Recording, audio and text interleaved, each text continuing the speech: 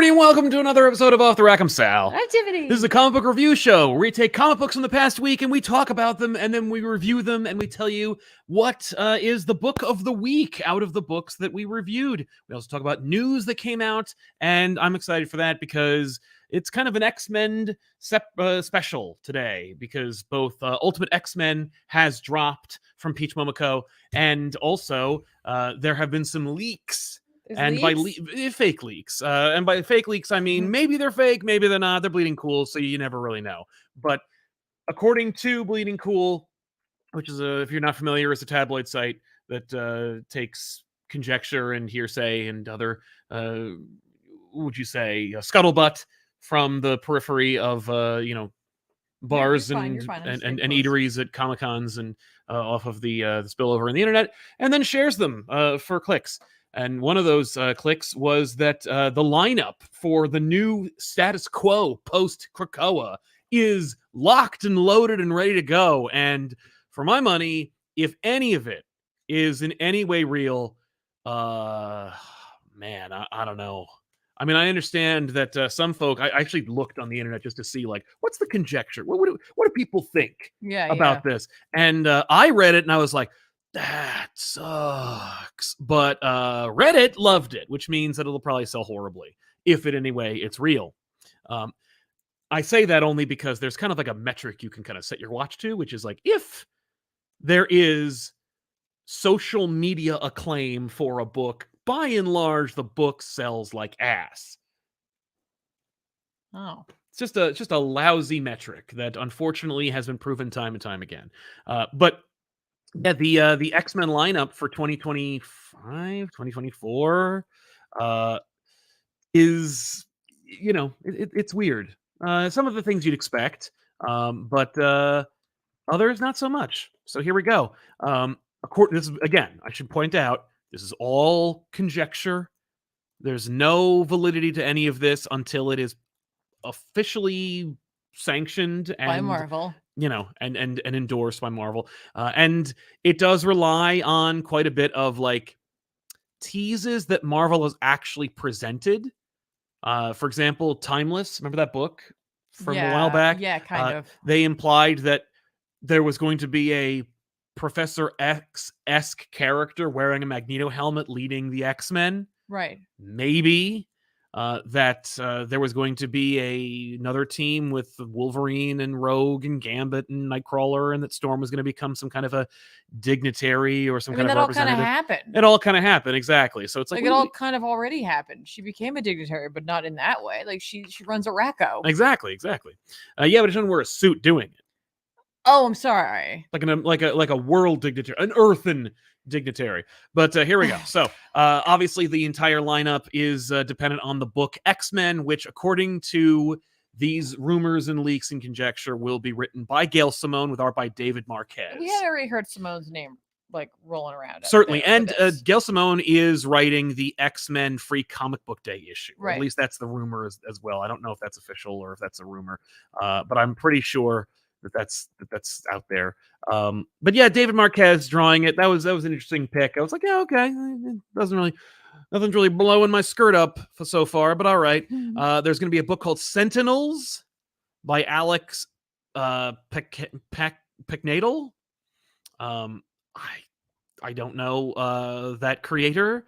I believe that they have worked on books like Red Goblin and Carnage and Red Fork and Friendo. That could be a thing. Okay. They also worked on Darkhold Spider-Man and Night Terror's The Flash. Okay. So all right, that's if it's real. Right. Young X.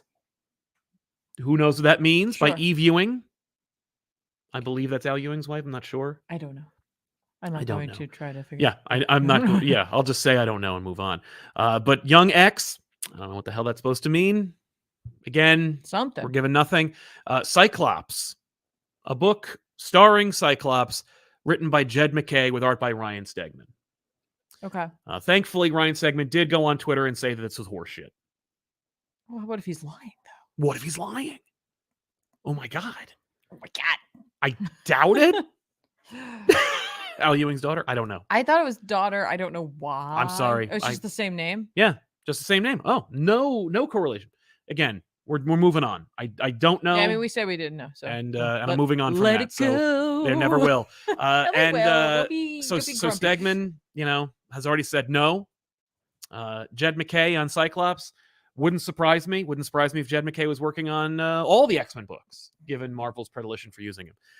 Phoenix, a book just called Phoenix by Stephanie Phillips. Okay. I don't dislike Stephanie Phillips's work. It's the highest praise I can give her, is that I don't dislike it, if it's even real. Wolverine.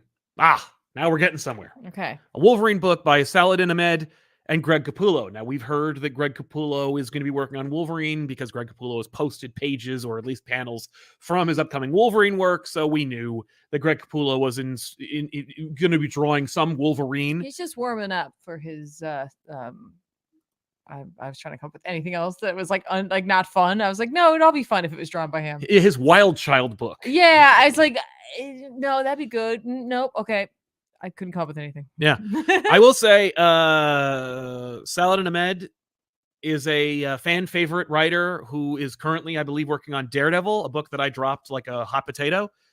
So you know. You were also coming off of like a run you really, really enjoyed. I did really enjoy it. It's time to like when the creative team changes up, it's time to move on for a bit. Absolutely. So you never know. Yeah, which I did hard. And Mystique by Declan Shalvey. Shalvey's great. Yeah. And a proven commodity, not only one of the highest selling books of the month with Thundercats, writing it, but also his art on Moon Knight and other projects. Notwithstanding, he'd be a great pick no matter what. Again, odd that we do a Mystique book now. Well, maybe not. Depending on what happens. Yes. Maybe not. Mm-hmm. I don't know. So it could all be nonsense. It could be prophetic. We don't know. But I mean, the Phoenix thing is interesting. That there has been plenty mentioned lately of the Phoenix Force, but it's hard to tell if it's just because it's related to X-Men, right? Jean is involved, or if it means something. I mean, within the books. Yeah. Well, and of course, Phoenix got a lot of play in the Marvel universe, the greater Marvel universe, thanks to Jason Aaron's Avengers run, because of course Echo was the Phoenix, and I'm sure that there'll be years and years to come where people will reference that run. But yeah, this is a tepid, if anything. Like, this is like, it's interesting to me because and this is simply based on title alone. Title alone, right? You've got 4 books seemingly character focused and only 3 that are more team based. Yeah. And we just came out of an era where there were like so many teams here and there, like character based books, and it just feels like we're going from this like grander world of a larger pool of characters and really shrinking it down. And again, this is based solely on these titles and nothing else. Yes. Because we won't know anything until they really release the Marvel actually puts out their slate and gives us a little more info about it. So yeah. But you know what this says to me, if it's real at all? It says that nobody wanted to work on X-Men. That's what it looks like. I guess, yeah, maybe. It looks like nobody was interested. Like, look, I don't mean to cast shade or dispersions. I think that all these creators are fantastic, but where's the sizzle? Where's the kaboom? Where's the mic drop? I mean, it could just be that maybe they have good. I don't know. We don't know. It's just really going to be very solid. Now, I also am concerned because we've heard nothing about the creative teams. This is, of course, the only thing we've heard, and all we've known is that, like, Gail Simone's working on a Free Comic Book Day X-Men book, or at least we've seen that name. That's the only name we've really seen outside of Greg Capullo drawing Wolverine, which is like a duh. Like, you've had Wolverine in your back pocket, or I'm sorry, Greg Capullo in your back pocket for the better part of 2 years. Where the hell is he on a book that would speak to his strengths? So, that's a duh. That's a no duh. But should have been a mic drop, instead is not. And so here we are. again, like you said, I think that the fact that this is moving away from a team period of like X-Force, X-Men, not Generation X, but there's so many different team focused books. Even the Way of X books and stuff like that were not like they had point of view characters, but still, had casts of thousands. Obviously, a Cyclops book isn't only gonna star Cyclops if it was a Cyclops book Right. that exists. But again, yeah, I could see this being a kind of like focus. Like, let's just really focus on these one or four characters. Yeah, I don't know. I'm not. I mean, I refuse to make any like decisions about this at all until it comes from Marvel. You know what I mean? And like, and even then, it would require more decision making. I think for a lot of people, myself included, I think we're not sure if we're going to keep going with this, and we're not sure if this isn't the place where you go like, it's time to get off for a bit. That doesn't mean you can't ever go back, and it doesn't mean you can't later read the collections of the next chapter. But I think for a lot of people, they enjoy the Krakoan era, and some folk are ready to get off for right now and go check out some other books. Oh yeah. I've heard quite a few vocal fans, and I refuse to believe it's a vocal majority, but fans who are like, finally, I can read X-Men again. I tried. God knows I tried, but I just couldn't get into it. And you know what? I respect your opinion. At the same time, I don't think that's. I think that there are more people who are going to be left in the cold than not. And this list does nothing to engender good faith in lapsed fans. The other thing that really kind of not grinds my gears, but certainly gives me pause, is the fact that the only name we've heard with any like reverence or enthusiasm from Marvel is that Tom Brevoort is going to be editing these books. Yeah. And if there's one thing I love, it's a strong editorial focus on a line-wide series. Love editorial control. It's one of the best things that could happen to mainstream Big Two comics, is having just solid, massive editorial oversight, reining in creators who, by and large, do what they're told. Awesome. I can't wait. Sounds like it's going to be a real creative overflow. Well, here's the thing. A torrent, if you will. I do feel like some folk just weren't on board for Krakoa, and it was not something that they were interested in. And I hope that whatever comes next is something that they are more interested in. And I think it's okay for I really do think it's healthy for people to get on and off of a title or a character. It's also fine if you want to stick with it. Like there's no shade either way here. No. This is very much though, like it's funny calling it the fall. It makes sense. I get where they're going with this, right? But it is giving me permission. Yeah, it's giving me total permission. If this run is not successful, then they will be making fun of you with the fall of X for the next 5 years. The DC implosion is still being referenced 50 years afterwards. Right. So yeah, good luck to you, X-Men. I hope it works out. Well, and we'll see. We'll find out. Yeah, we will find out. It is an inevitable. We're gonna find out. Yeah, but I should say, the real question I have in my mind is, and you know what I'm about to say, where's the money? All right, these are people that are working on these books, but where's the money? What's the sell? What's the selling point? What's you didn't sell me anything, Well, they haven't said anything yet. That's what's so damaging for me about these like leaks, right? Oh yeah. Like, well, it takes away the excitement. It takes away the pomp and circumstance. Like Marvel should have they should have this shit on lockdown, and B, if they don't, they should get ahead of it with some good stuff. I imagine that, like, I would hope that, a company as forward moving and in whether it's reluctant or deliberate, a leadership position in the industry like Marvel should have all their ducks in a row by this point, and certainly should have top of the line promotional materials and, marketing stuff out there for us. Right. At the very least, they should have it ready to go. Sure, but this still does. Listen, there are instances in life where you need to be warned about something, right? For example, this is not a real example. I just want to put that out there. For example, a friend or relative gets a really bad haircut and someone tells you ahead of time, like, hey, this person has a really bad haircut. Before they get in, don't stare at it. Don't react. Yeah, right. Like you gotta pull it together, right? You gotta pull it together. But if you're watching a movie and they're like, oh, that person dies, cool thing. Why?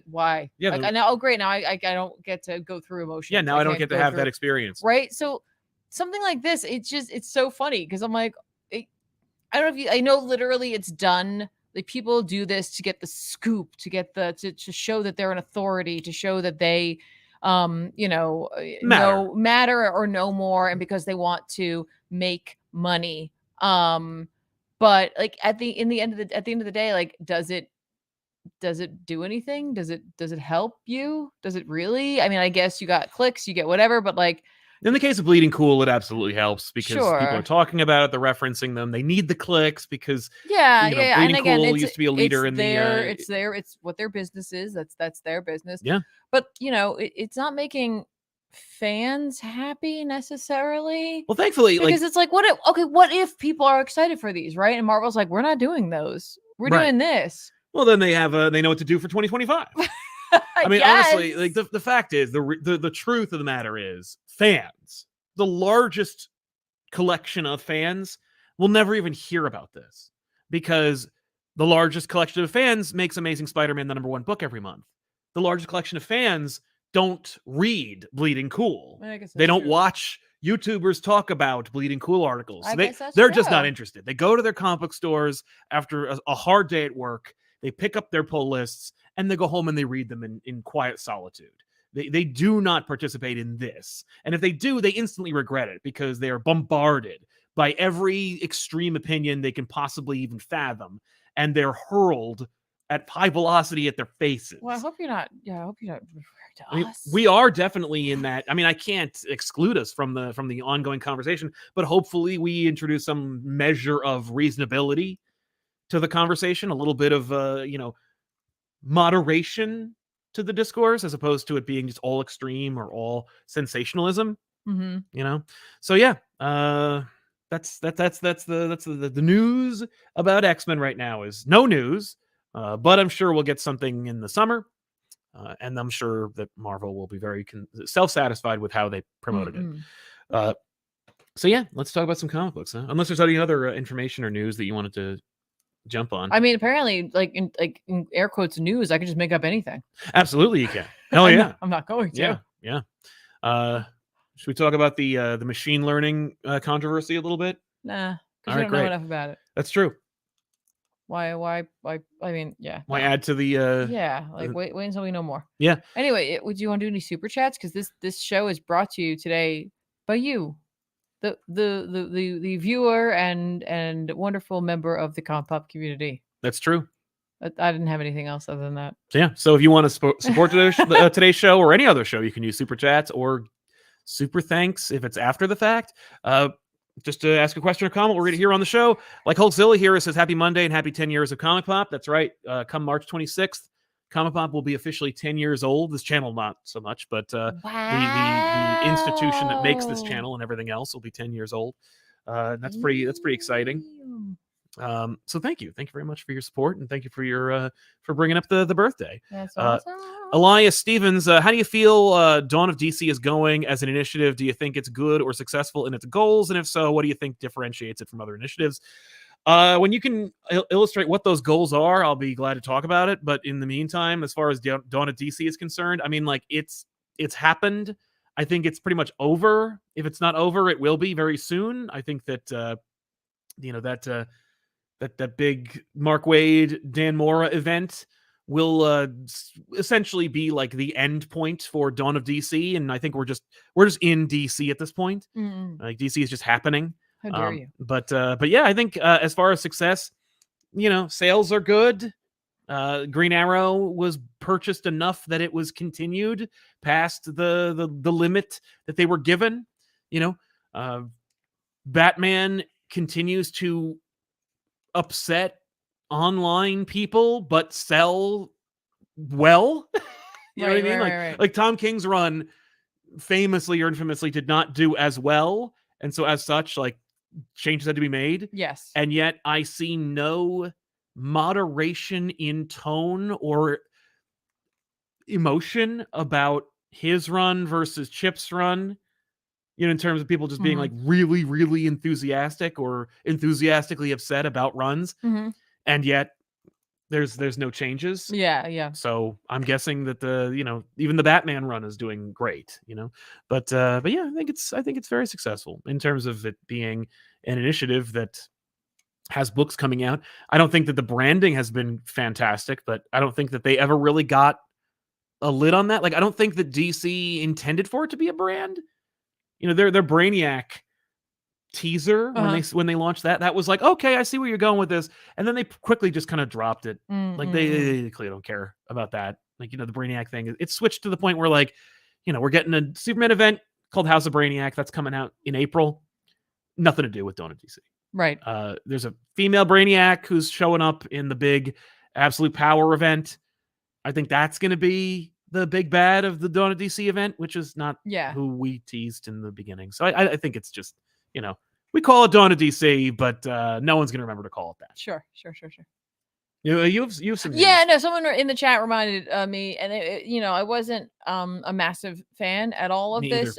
However, a lot of people, a lot of artists, even like just comic book artists that we know, but like, but we are familiar with their works, had mentioned the effect of Akira Toriyama's passing this past week. Yes. And for those who don't know, he created Dragon Ball, and was also, for video game fans, was a character designer for a lot of games like Dragon Quest, Chrono Trigger, and Blue Dragon. Wow. You're probably familiar with their work. It's funny because it's like, yes, a lot of like mangaka are, were inspired by Toriyama's work, but I think a lot of Western current comic book artists were influenced by his work when they were growing up. It's funny because it's like, the larger your sphere gets, the more things kind of come into your life and might, change the way that maybe you look at things and look at art. And I think that, manga's influence on the West definitely has had that impact. And someone who had that sort of incredible just creativity and influence on the sphere of manga definitely came over like into the Western works as well.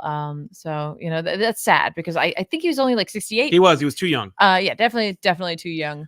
And so I guarantee you've seen his work, even if you don't, even if you never watched a frame of Dragon Ball. That's the thing. You have seen Goku. I think that I think that Dragon Ball is in the same same category as something like that transcends the genre. Like, Dragon Ball is ubiquitous. Like, whether I know people who watched Dragon Ball who also hate anime. It's like, it's just not the same thing. Yep. I think the only thing comparable is like Sailor Moon, where it's like it's a thing that people watched irrespective of their love of manga or anime. They stopped thinking of it as that genre. As anime. Yeah, it transcends the genre, certainly culturally. Yes. Dragon Ball is one of those things that just has reached, the kind of like ubiquitousness among all cultures. Yeah. People love Dragon Ball. Yeah. It's a testament to his creation. Yeah. So, like, if you haven't had a chance to ever check out Dragon Ball or anything like that, like, do yourself a favor, check out, like, you could use Google search it, check out some of the manga, check out some of the anime, just because it's like, it is one of those cultural touchstones. It's one of those things that has had like an incredible effect on media as a whole, like from outside of animated, outside of just comics, like even in standard shows, you can't help but occasionally notice something and be like, that's clearly someone who like has had the sphere of influence of Dragon Ball and Toriyama's work. So our hearts go out to their family. Oh, certainly. And to all the fans out there, it's rough. It's rough, for sure. I mean, like, it's funny too, because it's like with Western comics, yes, there will be some comics that one person is really the only person who's written it, especially if it's an independent work. But characters, that have been created often in manga, the biggest influence is their creator, the one person, and so it's hard to lose them. Yeah. So, all right, that's it. Moving on. I read Aliens What If _1, which was written apparently by at least 4 different people. The writer was Hans Rodionoff, with story by both Paul and Leon Reiser and Brian Volkweiss.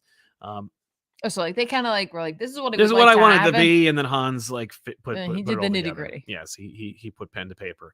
But yeah, this is not even a what if. This is a vanity project. This is an idea like that Paul Reiser's like, I don't like the fact that I was the bad guy of Aliens, But you were. but I'm not. I want to change it so that I was actually not a bad guy, that I was just misunderstood. No, you were a bad guy. No, I'm not the bad guy. Like you hands down were the bad guy. No, but no. So it is essentially a what if in terms of like its framing device. Like it wants you to think like, what if Burke survived? But it is also clearly written to be, you think Burke died, but actually he didn't. No, and that's what this is. But like, he did and he should. Right. But he died only in a deleted scene. And so if the deleted scene is on the cutting room floor, then it's not. No, canon. He doesn't get to live when Vasquez died. No, he does. And in fact, Vasquez gets to die all over again in this book. No. I should also say that this book was also drawn by Guiu Villanova. So great job. The art is actually really fun. It does a nice job of conveying character that you're familiar with without also being beholden to their faces. It's not, you don't get a lot of trace face in there. But yeah, so the idea is that Burke doesn't die. He gets away just before he is about to get face hugged, and then he sneaks on board the drop ship that gets onto the Sulaco, and then he calls up Whalen Yutani, or rather specifically Yutani, and then asks them like what he's supposed to do in this situation, and how like Hadley's Hope got destroyed, and basically he tries to appeal to them. It is a vanity project. This is straight up fan fiction. This is the most fan fiction thing I've ever seen. I'm floored. And it's a series. It's not even like, oh, okay, so what if Aliens? So what if Burke didn't die? And then the next issue maybe will be what if Aliens #2? What if Vasquez lived instead of Bishop or Hicks? You know what I mean? Like, what if Hicks died? No. It's a series that is, what if Paul Reiser gets to redeem himself in this movie? But there's no. And so he does. And but like also there's a little bit of an element of like a leopard never changes his spots, because basically what happens is they throw Burke under the bus when he returns. They tell him he needs to kill everyone on board. And so what he does is he fires Hicks and Newt and Ripley onto like another planet, but doesn't kill them, and he says some inspiring words, like Ripley, you were a fighter, and if anyone can make their way off this thing and get revenge for us, like you will. Specifically, it was so attempted to like have Ripley and Newt carry aliens. Yes, they actually have that scene in this book, and if you knew what he was thinking, when he says like that, this is so nuts. Like listen to yourselves. This is insane. If you just let me speak a little longer, then I would explain to you that is not what happened. It's like, no. So terrible. I'm not even going to bother. I'm not going to get into it anymore. It is not worth your money or your time. It is a fan fiction comic book that only exists because Paul Reiser clearly is involved in it. And well, it's really dumb. Boo. Super dumb. Speaking of dumb, I read Daredevil Gang War #4. Okay. This one was written by Erica Schultz with art by Sergio Fernandez Davila. Erica Schultz. Okay. I've known people with that spelling that call it Schultz. So, really? Yeah. Oh, I've never heard that. Oh, interesting. But so this book, despite the fact that Peter Parker Spider-Man's on the cover, the book stars Miles Morales Spider-Man. Essentially, this book is about how Elektra Daredevil thinks Miles is cool. And it's kind of like the aftermath of Gang War. Gang War's over, and the young charge that Chip set up for Elektra to kind of take care of as like a sidekick kind of character, or as a daughter.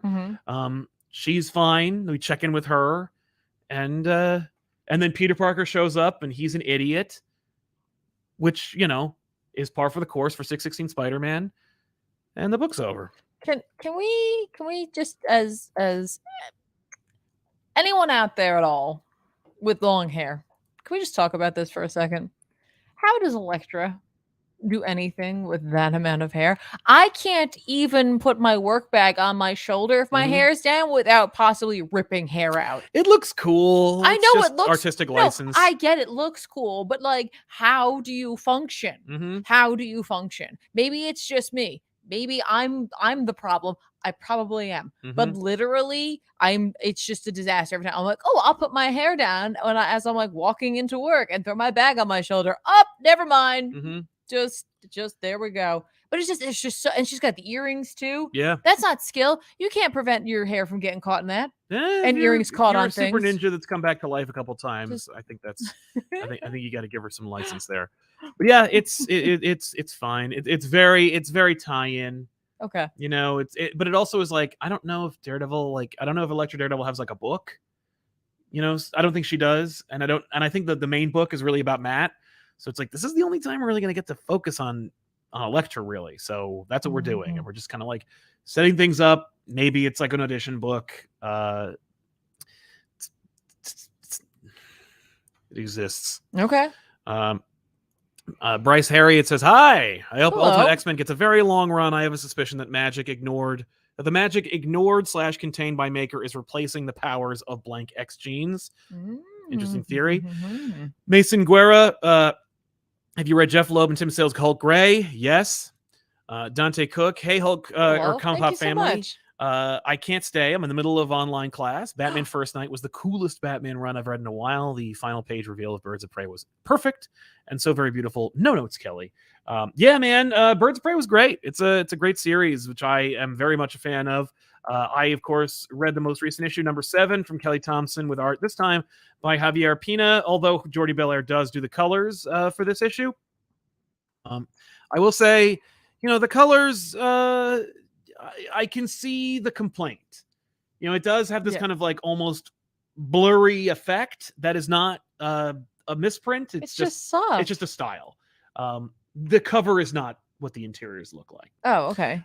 But yeah, it's just a style, so you get used to it very quickly. New team, but Cassie and Barda stayed, so yay. And you know, we're dealing with this like time travel plot where Barbara's gonna die in the future, so we involve Barbara to help like solve this problem, but she's gonna have to be Oracle in this team because she can't join the Birds of Prey. Clearly, Kelly Thompson is like, I liked Birds of Prey when Barbara was Oracle and not Batgirl, and it's more fun that way. And I'm like, I agree with you, and so yes, and so we're gonna make up this time travel plot where like Barbara can't get involved, and they can't know the Barbara's involved, so no Batgirl on this team. We already have a Batgirl. It's Cassie, and she's way better. And so we do that. And so instead, Barbara is Oracle and helping the team through the internet and comms. And I'm like, yep. So if you like classic Birds of Prey, but also want to see books with like Harley Quinn Zealot or Barda, then this is the book for you. Fantastic, fun issue. It is also a worthy successor of the last run. And yeah, it's just you just watch them go to work. Essentially, their time traveling companion is using the green to travel through time, but her obstacle is using the red. Don't ask me how. And so they were like, oh, well, we'll get Vixen. And so Vixen's now going to be on the team. And Vixen is a fashion designer, and essentially she's got her own plot, and she's like, I'll help you if you help me. And so they're going to help her with her plot first. And they say that like they're tangentially connected. So I'm like, sure. And what matters is all the girls need to do a runway model show. And so at the end of the issue, they're all wearing like different, more like lingerie-esque outfits, which no one's complaining about. Which no one was complaining about. It's just a cute, fun book, and I love every issue. So feel free to check out the series. I love it. Right. Raidu says, I think a solo Cyclops book could be good if it has a strong singular vision. But I also agree. It could be. I love that. What'd you read? Oh, is it my turn? Why not? I don't know. You spent a whole bunch. I was like, oh, did I not read books? I did. Ms. Marvel Mutant Massacre. Is that what it's called? I don't recall. I don't know either because I can't zoom in. There we go. Yeah, Mutant Menace. Mutant Menace. I just was like, I'll just make it that. Yeah. Number 1 came out this week. Written by Derek Chu.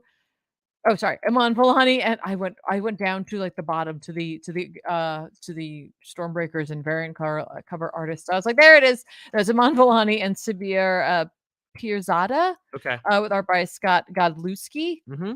It's cute. Yeah, I leafed through this and It's I adorable. enjoyed it. It's funny because it's like there were shades of this that felt a little like the show, Yeah, but like but but tempered but also made sense in terms of this the context. current situation surrounding Ms. Marvel. Mm-hmm. You know, like, you know, her community ends up being under fire because they think that Orcus thinks that she has, or they have ties to Ms. Marvel, and like some of them are like, oh, we should just, you know, oh, has anyone seen her? Because there's an app, and like, you know, one of their spiritual leaders is like, listen, like, you know, even if she was, like, shouldn't we help her? Mm-hmm. Like, as a, you know, and I'm like, I kind of remember that from the show. Yep. And I appreciate that because Amon's like, well, I just did that, so let's make it, but it works. It's Yeah. not like shoehorned in. No. It actually, like, I'm like, no, this totally works. Yeah. It's cute. It's very much written from her like perspective. It has a younger tone to it. Mm-hmm. You know, Ms. Marvel Kamala is not only like your ride along character and your perspective character, but she's also she's the protagonist of this book, and Yeah. and you know, she's a younger character surrounded by adults, some of which who have definitely seen some stuff, right? You know, you have like Deadpool and Wolverine and Psylocke there, right? And it's like, you know, she's like, hey, you know, she stops by to like bring eggs. Right, because they live in the sewers and stuff. Yeah. And they're like, shouldn't you be in school? Because, like, you know, when she has a secret identity. So yeah. Exactly. So she can just go to school. And she's like, yeah, but I want to help out. Like, what's the mission? How are you? So, like, that's definitely, I feel like that's, yes, that is Kamala 100%. But I think also because Iman tends to just be her in a way that, like, you know, she's like got that influence as well. Because that's what I think about her from the MCU, where she's like, I want to be part of the Avengers. I want to do this. I want to do that. Right. So, like, I appreciate that this has those elements as well. It's just some of Amon's favorite parts of Kamala are on display here for sure. Agreed. I also like that in this instance, we get to see a Wolverine who, you know, whenever we pair Wolverine with a younger character, he changes a little bit. Yes, absolutely. Right. There's something there where in which he can't help himself. Mm-hmm. Like, he's all right, kid, you know, here you go. Eat your breakfast. It's turkey bacon. You can have this, exactly. That kind of thing. And I was like, it's giving shades of Jubilee for me. Oh yeah. Right. It's giving Jubilee. Yeah. But you know, overall, like, I like all the way those I like all the voices for the characters, whether they be characters who we know from other books, being written in maybe a more lighthearted and comical way. I take it as we're seeing it kind of through the lens of Kamala Khan. Yes. Right. You know, it's almost like not quite her writing a fanfic or writing this down and telling it, but it's just slightly more skewed to the way that she is perceiving reality. Right. Yep. This also is reminding us, don't forget that nobody in her sphere of like friends and family, except for one, remember that she died.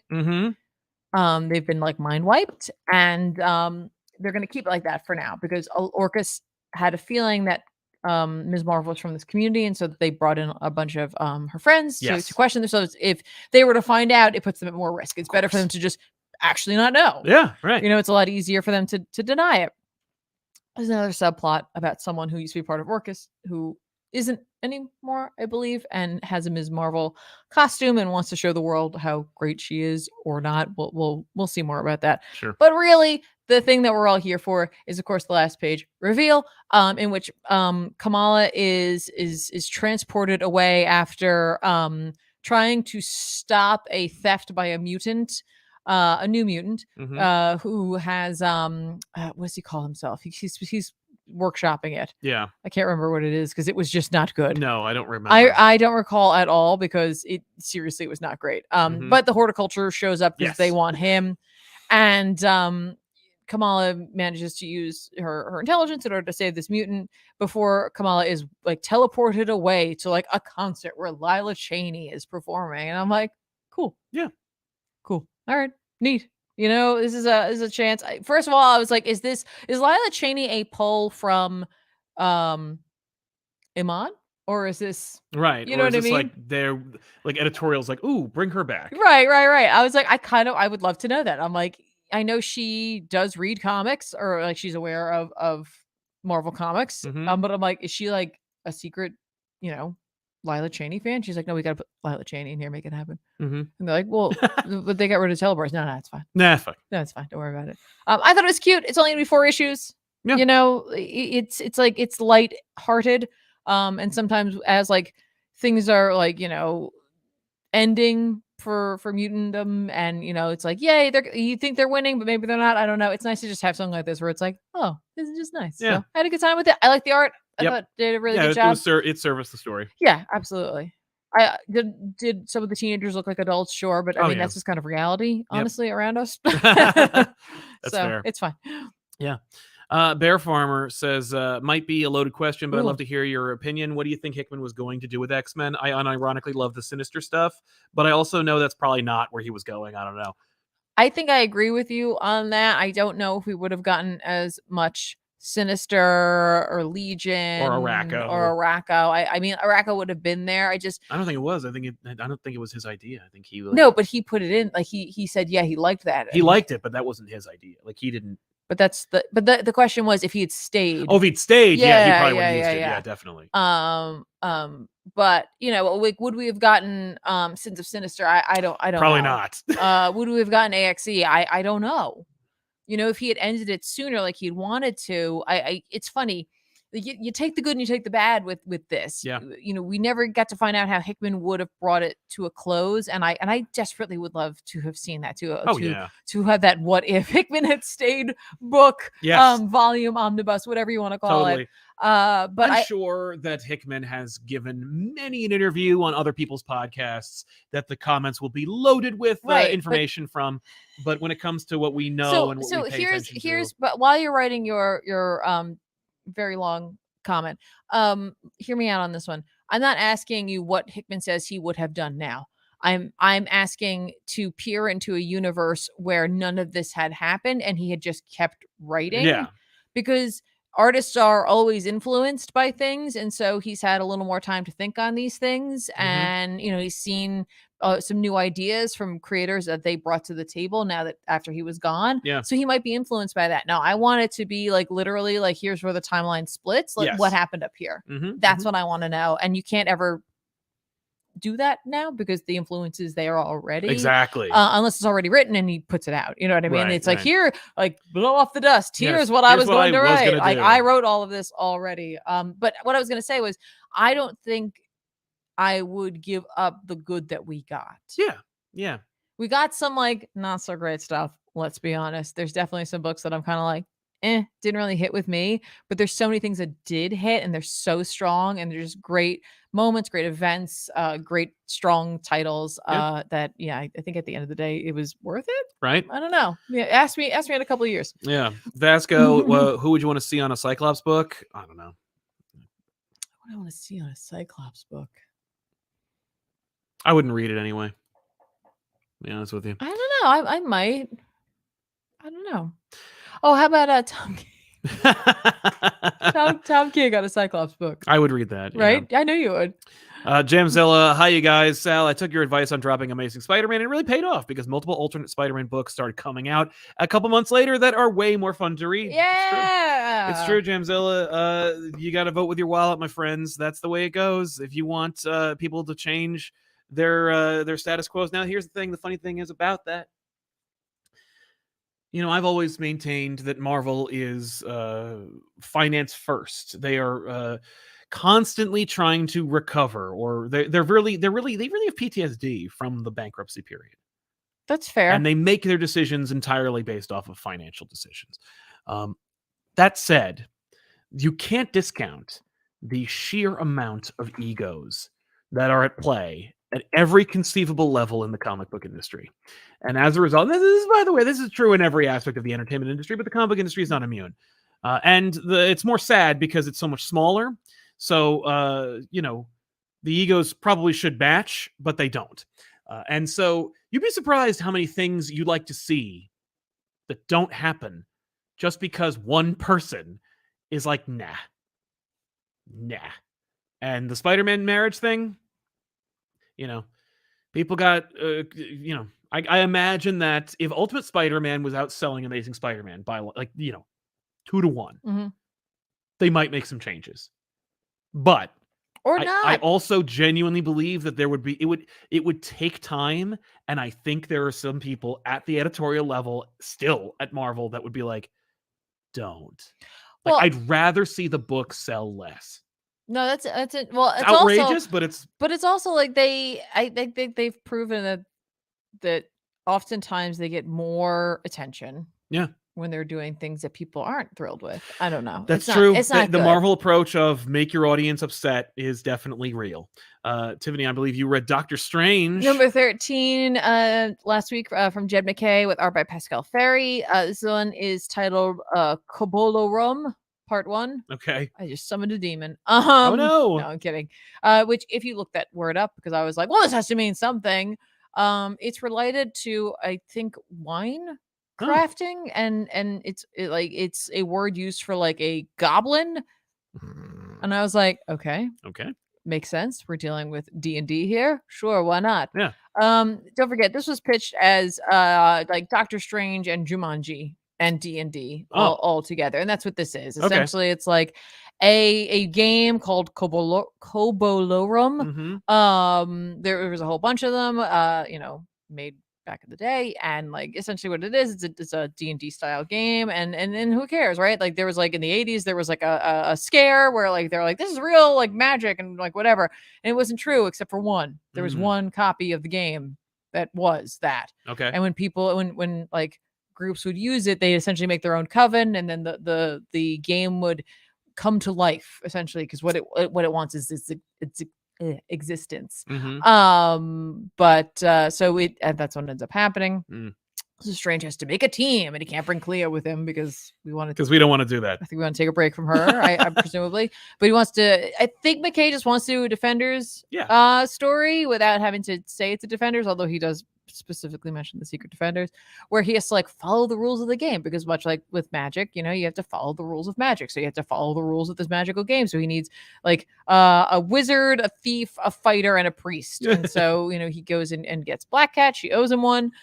He recruits Hunter's Moon as the priest because Moon Knight owed him one, and he's like, and Hunter's Moon's like, well, that's yep, I'm the new Moon Knight, so I'll do it. He essentially is like, Moon Knight will be back. It's fine, don't worry about it, but I'll do it for now. I like Jed MacKay's writing this too, so he's like telling on himself, like, well, yeah. And then he goes for Taskmaster for the fighter. Interesting. Is it because he's expendable? Yes. That's nice. Later on, he mentions that because Taskmaster's like, why me? I'm a bad guy. No, he's like, okay, right. I'm in for a number of reasons. He's like, one of which is the fact that like, you good guys, I'll make it out of here alive. You're not going to let me die. Right. Like the bad guys, they might. He's like, this is hilarious. Let's do this. Yeah. I mean, also he's themed correctly. Yeah. He's sword and shield. That's the way he wants to go. There's a lot of people who he could have picked. Later on, like Black Cat's annoyed about it. And she's like, why this guy? And he's like, well, because they're meant to be a meat shield. I was like, okay, Jed MacKay, clearly video game player. Sword and board is mentioned, like gets it. He gets speaking my language here. Lingo. And he mentions, he's like, well, he's expendable. It's okay. Like we won't be too upset if something happens. Yeah. And I was like, that is a Doctor Strange I can get behind. Totally. Where it's just like slightly sinister. Like, he's a good guy, and that like he wants to do the right thing, but sometimes the cost. Yeah, acceptable measures. He's a surgeon. He knows when to like cut. Yes. I can also imagine, I never thought about this, but like, Taskmaster has a photograph, not a photographic memory, but a memory. He's able to copy your moves. Yeah. Can he do magic? I don't know. I mean, if he copies Doctor Strange's moves, can he then perform magic? Right. I don't know. That's a nope. Additionally, Clea notices that like there's another white-headed woman involved who's not too bad on the eyes, and she's like, "What's happening here?" Yeah, she immediately does that, and then Black Cat like yells something, and then I really liked this line because like Black Cat yells like, "You're strange, get on the good foot. I want to be back for happy hour," and Clea just goes, never mind, she's horrible. I was like, okay, yeah, I like that. Yeah, right. Like I have nothing to worry about. Yeah, there's no way, and I'm like, How's the Pascal? I'm just saying, Clea. Right. How's the Pascal Ferry art for you? Because I know that you were always a little bit soft on Ferry, but I think it looks pretty good. So I'm sorry, it doesn't come down to the art. The art isn't the problem, it's the coloring for me. It always comes down to the coloring. I just don't like this duo. I don't like this. And that's a personal preference. Yes, I don't Heather Moore's colors. Yeah, and they work together. Like that's usually the pairing. I just don't love this color style on these lines, and I do believe that is 100% my opinion. That's just my opinion on it. I don't think I'm like, you know, because it's not doing any favors. No, but like the line art itself, I'm like, this is lovely. Yeah. Like I like a lot that's absolutely going on there. I like a lot of the sequences that I'm seeing. I'm like, this is really cool. Yeah, and that's the thing. Like Ferry's artwork is like there's a looseness to it, and it really lends itself to magical imagery. Kind of yeah, because there should be some sort of fluidity if you're going that route, you know. And I'm not saying it's like Steve Ditko, but it makes you think of it. So there's a lot of good things happening here. It's just I don't love the two together. Anyway, they go into the world of the game. They all get new costumes because the game changes them to match itself. Sure. And they fight immediately. Listen, some kobolds show up. I was gonna say, if you have ever played D&D, or you've ever played any sort of MMO, or even an RPG, you immediately have what I like to call the rat in the basement quest, right? And I'm specifically speaking of a very specific video game in which there are rats in the basement, and you have to go down there where you learn how to fight, and you beat the rats. Yep, and then you go from there, right? And that's kind of what we run into. I have like immediately like an opening salvo, and everyone's kind of like, "That's it, huh?" Right, and they feel good. They're like, "I'm powerful." And Strange is like, "No, it's not. It's going to get worse, right? Yeah. Like it's definitely going to get worse." But they immediately get to the like castle where the players are, because the players are trapped within the game. All they do is really get them and get out of there. But it turns out that it's actually Baron Mordo's behind all of this. Oh no, that's fun. You good use of Mordo. It's rare, and you know. Yeah. I mean, I'm interested to see where this is going, because I'm not even remotely mad about this book, because what I have been wanting was Doctor Strange just having adventures. Yes, this is literally your pitch. Is literally like, okay, it's Doctor Strange. He's in New York. He's dealing with something that is street level, that is not world ending for right now. He hasn't sold his soul. He's not like he's not demonized. No, he's just like, I have no notes. I'm here for this. I just didn't expect us to get to the kids so quickly. Right. I thought we were going to do some more tropey stuff within this world, and maybe we are. Yeah, maybe. But like we got there so fast. I was like, oh, we're almost done. It's part one of this arc. But like, I guess I feel like now it's gonna be more about Mordo. We'll see. We're gonna find out. I don't know. Yeah. I can't wait for issue 2. You've read a lot of Jed McKay work. You could probably guess if like he's gonna pull the rug out from under you or not. I'm just saying, like, I really like the pitch for this book, and again, like for me, it's just, this is nice. Just Doctor Strange doing a Doctor Strange thing. I'm like, oh, thank you. That's what I'm looking for. Yeah. So if you haven't been reading Doctor Strange, you could pick this one up. Well, especially this issue. Yeah, that's wonderful. Hopefully, if it continues that way, like for this arc, that'd be great, because not everyone might have been picking up the last 12 issues. So probably not. Maybe issue 13 is a place for you to jump on. Yeah.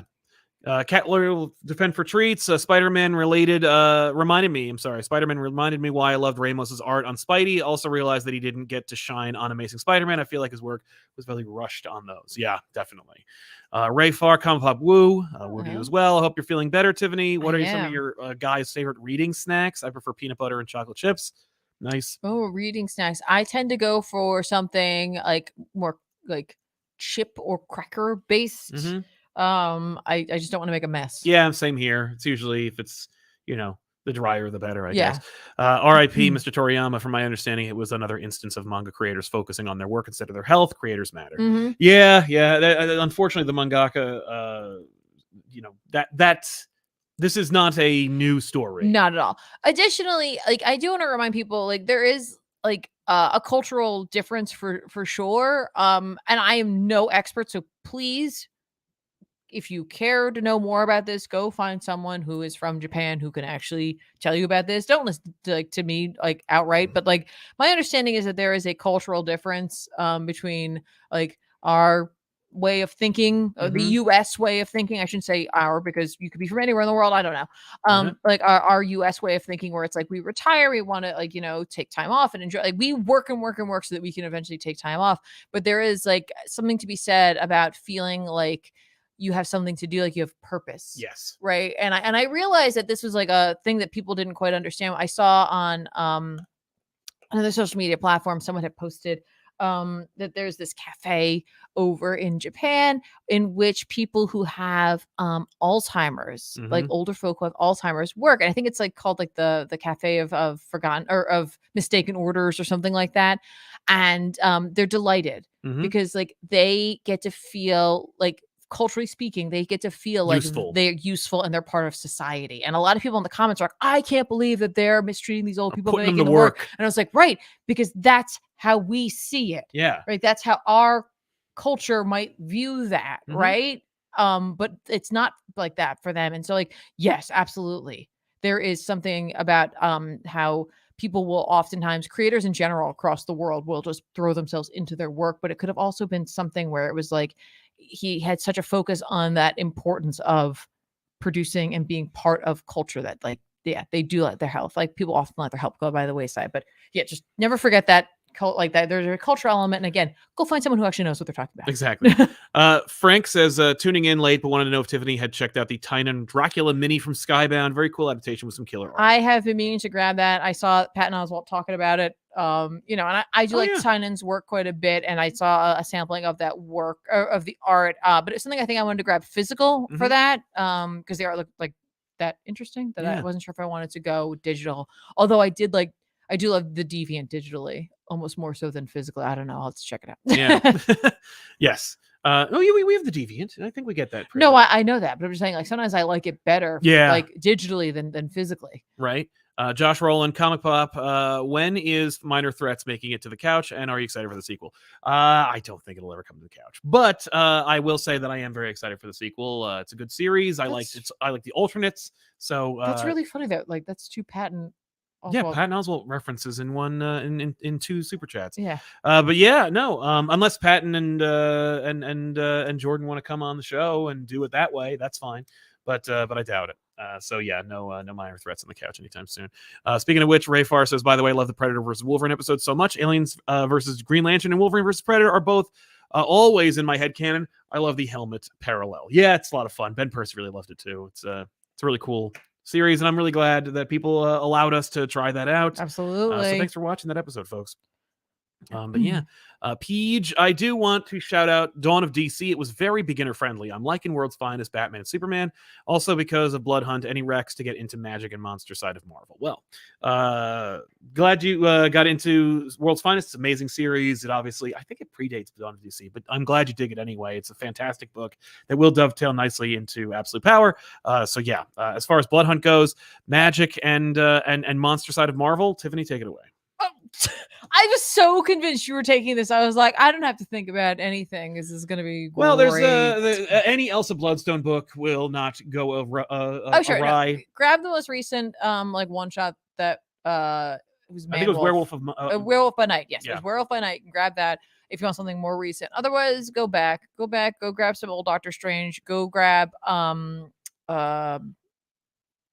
crossover that we did it on my brain is just Swiss cheese. The Marvel one? Yeah.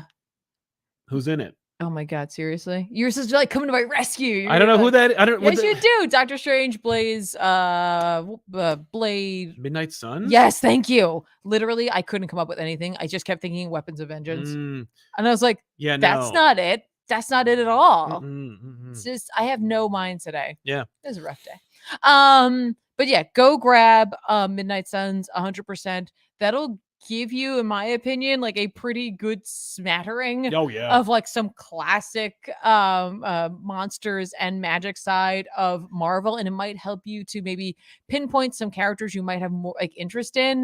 But you really can't go wrong with any Ghost Rider stuff. Oh yeah. You got your pick. Jason Aaron had a great run on Ghost Rider. Cy Spurrier had a Ghost Rider run. Yeah. But like there's also just that Howard Mackie Ghost Rider run. Right. But I was gonna say you have your pick of 3 different Ghost Riders. If you like, Robbie, like the car, go with that route. If you like Classic, go Johnny Blaze. And if you like my favorite, Danny Ketch, because you just can't, Such a dork. you can't, yeah, he can't help it. He's got the best look. Yes, he does. And he's phenomenal. Obviously, there's been many runs on Blade. Yes. You can go check out any of I those. would check out Captain Britain and the MI-13 if you like Blade.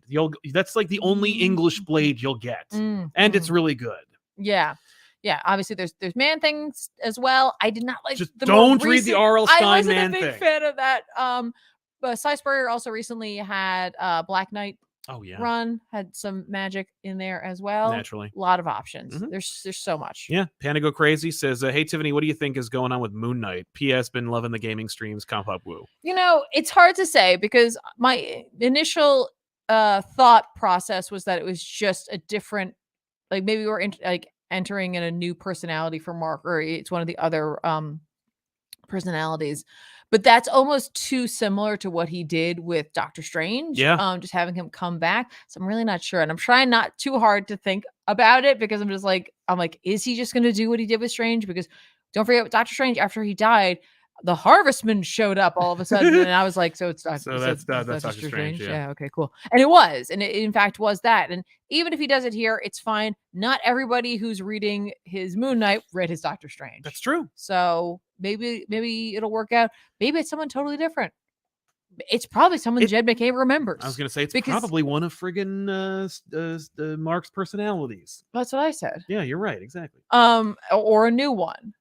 Oh no. Or Khonshu in his body. In his body, puppeting it around. Well, because he's like trapped somewhere. That'd be cool if they go to heaven or whatever and go get him or something. I don't know. But the fact is, like, this was I think he loves writing Doctor Strange. I think he has a true enjoyment of that. I'm sure he enjoys writing Avengers, but like Moon Knight is clearly the one he is the most passionate for. Yeah. So for me, that's the one where you probably find the deepest pull. Definitely. So I don't know.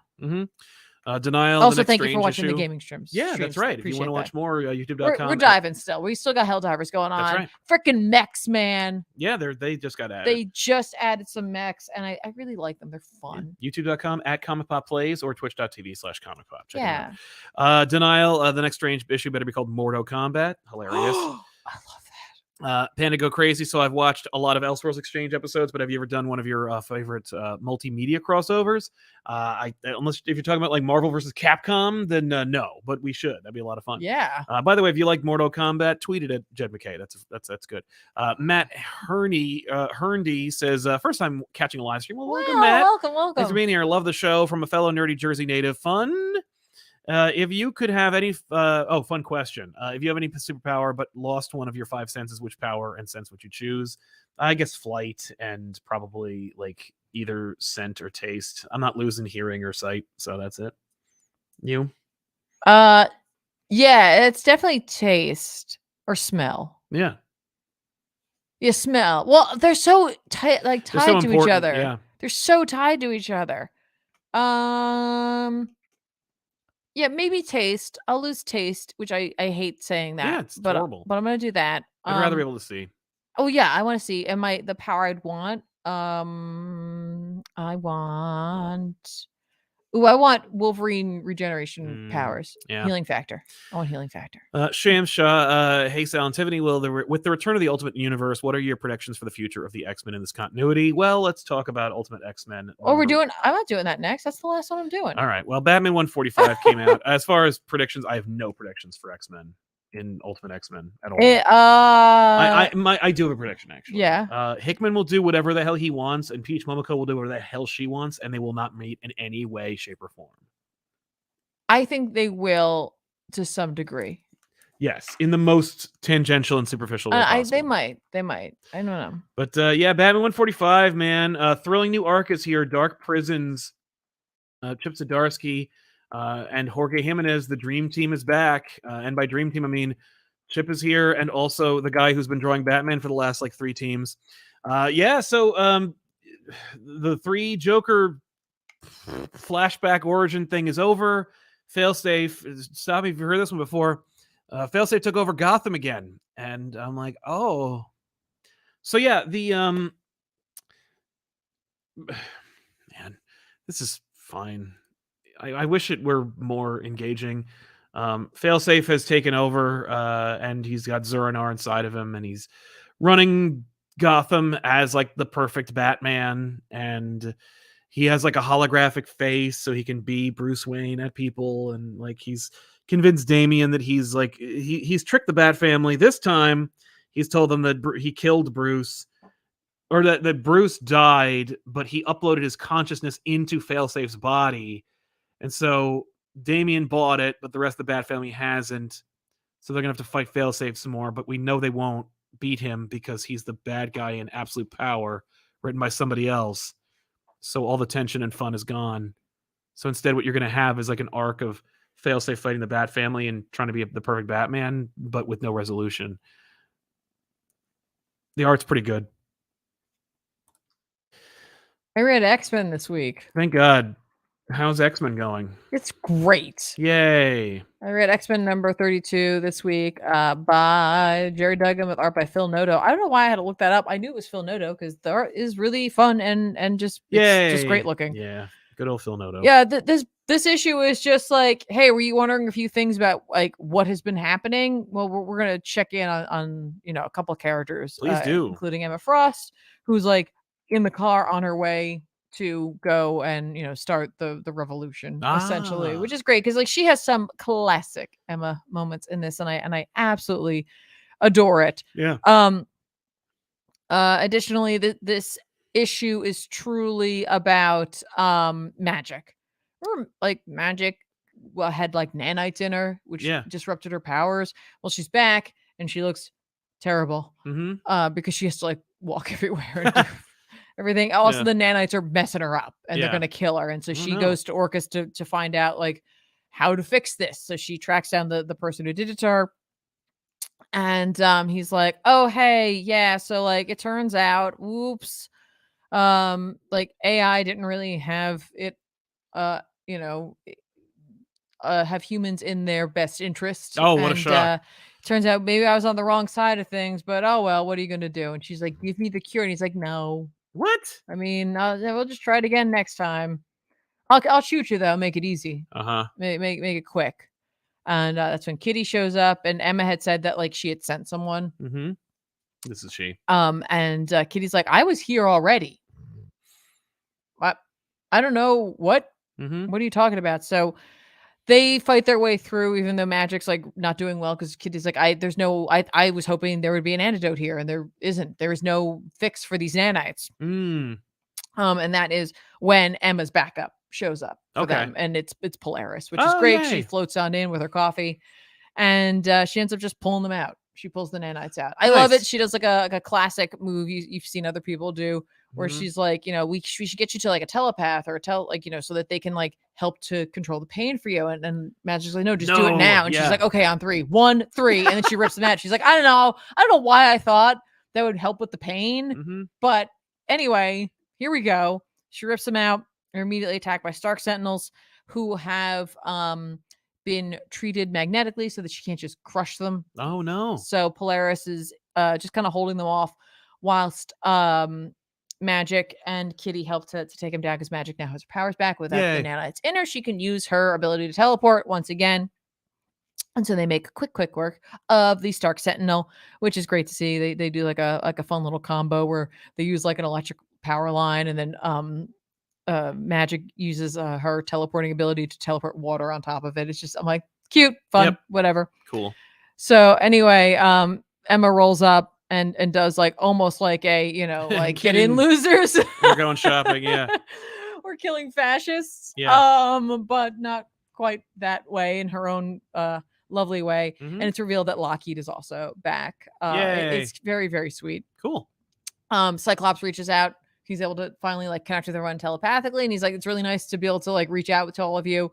By the way, I've got Dr. Gregor with me. Yes. So it's time to go after Nimrod. So like that's one of their next steps is they're going after Nimrod. I'm like, all right, good luck. Things up. Yeah. Good luck with that one, because that is the major concern, right? And that's what's so interesting to me about all of this. The way in which Moira's character has been changed, the path that her character has taken.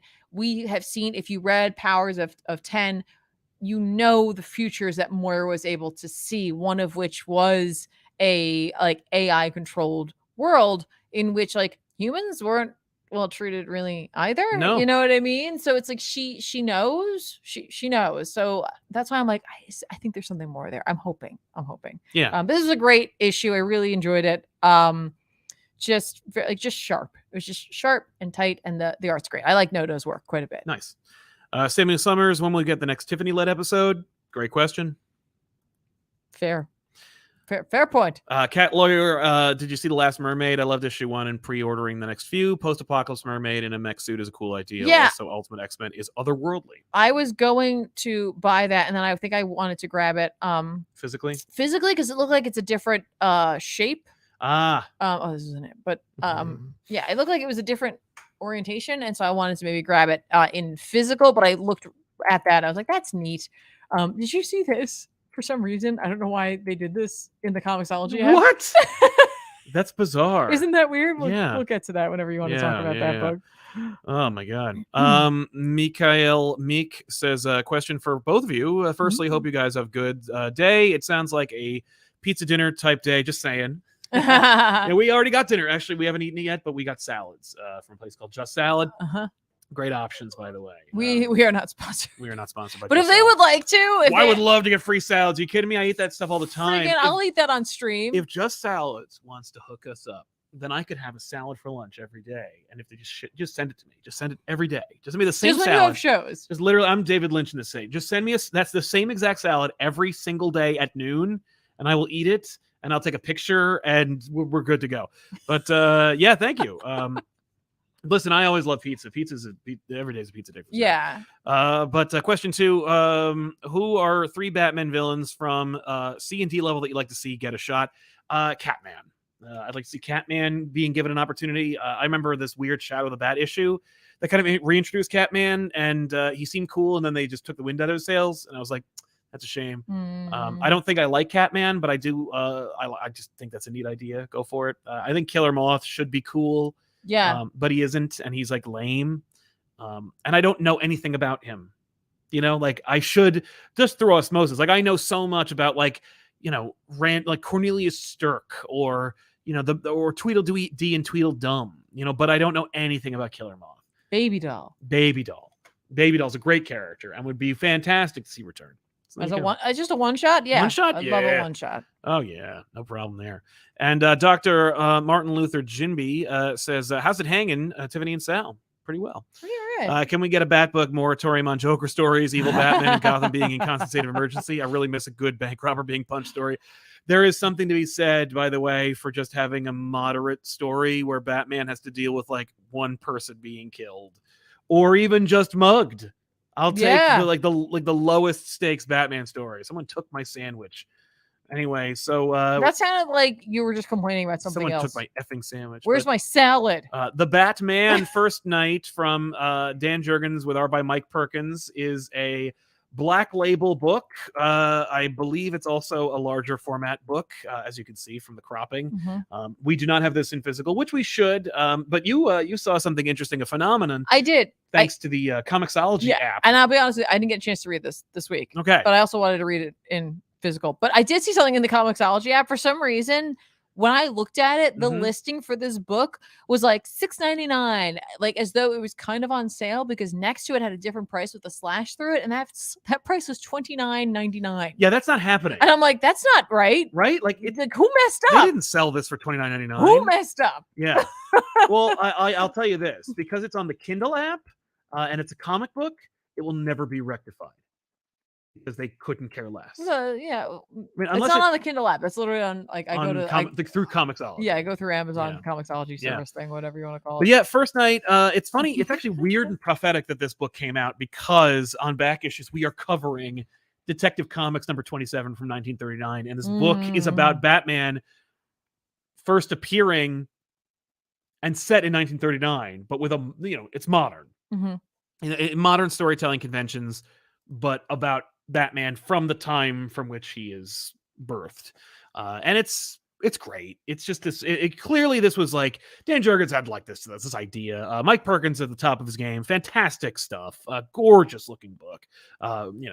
just really, really good looking series. And if you're looking for a Batman that's street level, but also in a very different world, but not too dissimilar from the one the Batman First Night is worth picking up. It's just a crazy book. It's it paints a picture of like a post-depression era, pre-war America in like a New York setting. In the beginning of Batman's career in Detective 27, no Alfred, no Robin, nobody, no villains, no rogues. It was just Gordon and Batman. And even Gordon and Bruce were friends. Like they were socialites who met each other at each other's houses and would openly discuss ongoing investigations, which was convenient for people like Bruce Wayne, who was also secretly Batman. Mhm. And villains were people who were like, upset over, there were crossover contract negotiations, and or they were like malformed bad guys who were just like, I'm gross looking and I'll punch you. And then Batman's like, and now you'll die. Because that's what you do when you run into the Batman. Even to the point where they like in the first appearance of Batman, they call it the Batman with the hyphen. Right.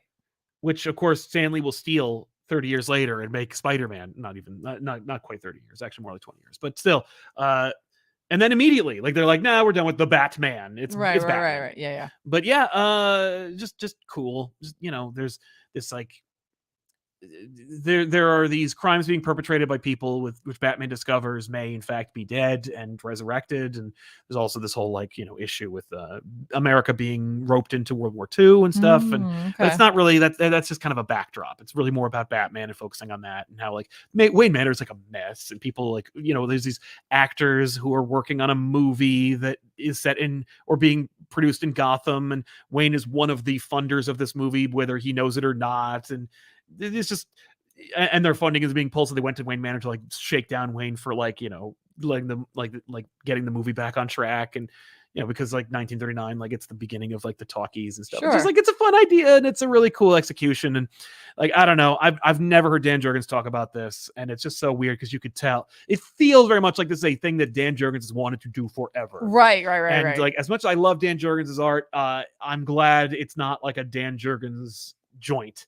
Like I'm glad that Mike Perkins is doing the art, because it only services the story. It elevates the work. It makes it a really great read. Worth picking up. Definitely check out Batman First Night. Nice. I love it. I did pre-order it, so I think it is on its way. Fantastic. I look forward to reading that then for $30. For $30. It's not $30. It was a steal. It is not. It was just clearly that was a mess up. Yeah. It's just so funny. Yeah. Unless that's what it's meant to be when it's like collected. It's just like a miscoding. Yeah. Well, you read Ultimate X-Men. I did read it. Did you read it? Yeah.